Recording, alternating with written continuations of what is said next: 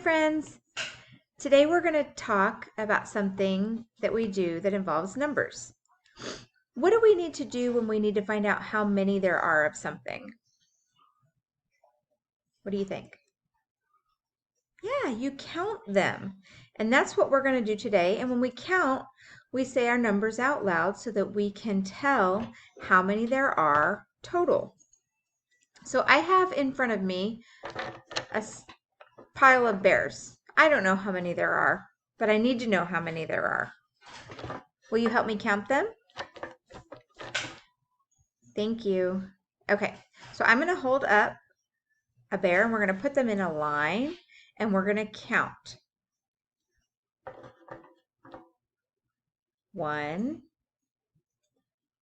2, 3,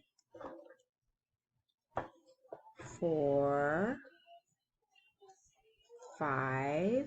Oh, I need to scoot him over. 6,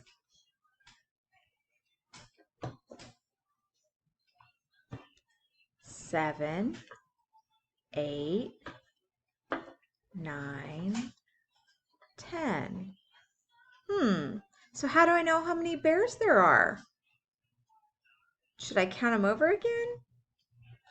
No, I don't need to. Whenever you're counting, the last number that you say is the amount that you have. So I said 10 was the last number. So that means that I have 10 bears. If I want to make sure I can go back and count them again, 1, 2, 3, 4, 5, 6, 7, 8, 9, 10. 10 was the last number I said, so I know that there are 10 bears here. Okay, now I'm going to put some bears up that are a different quantity, and we're going to count them together. Okay, you ready? 1, 2, 3, 4, 5. So how many bears do I have here? 5. This was the last number that I said, 5. So that's how many bears there are. I don't have to go over again and count. When someone says, how many bears do you have? You just say the last number and that's the total. Let's try again. 1, 2, 3.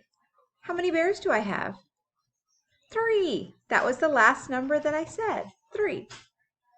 Okay, let's see. Will you count these with me? 1, 2. How many bears total? 2. Good job. That's how we count. We're going to be practicing this all week using different things around your home and using some activities on Seesaw. I wonder how high you can count. Bye.